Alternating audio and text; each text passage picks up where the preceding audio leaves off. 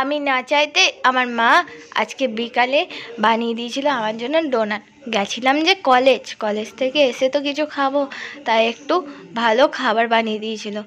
প্রথমে দেখো ময়দা মাখিয়ে নিল, সামান্য লবণ, সামান্য কালো জিরে, জোয়ান এবং একটু সাদা তেল দিয়ে। তারপরে দিয়ে দিল পরিমাণ মতো জল দেওয়ার পর আটাটা যেমন মাখাই সেই রকমভাবে মাখিয়ে নিতে হবে। তারপর এটাকে একটু রেখে দিতে হবে ঢাকা দিয়ে। এরপর কড়াইয়ে সামান্য একটু তেলের ওপর দিয়ে দিতে হবে জিরে।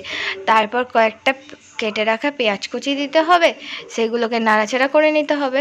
তারপরেই একটু পর দিয়ে দিতে হবে কিছুটা কাঁচা লঙ্কা কুচো, ক্যাপসিকাম কুচো, টমেটো কুচো। তোমাদের কাছে যদি গাজর থাকে গাজরও দিতে পারো, আরও যা যা সবজি তোমরা খেতে ভালোবাসো তাই দিতে পারো।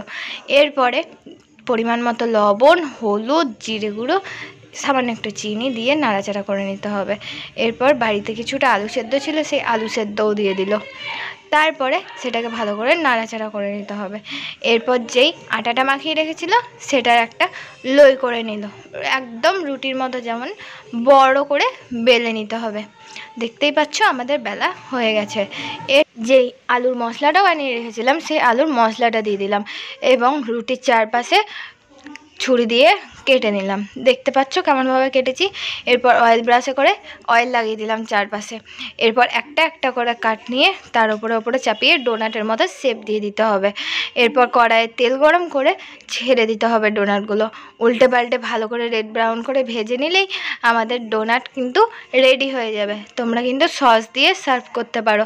আমার তো খেতে এটা অসাধারণ লেগেছে। তোমরা একবার বাড়িতে রেসিপিটা ট্রাই করো, সাবস্ক্রাইব করে যেও।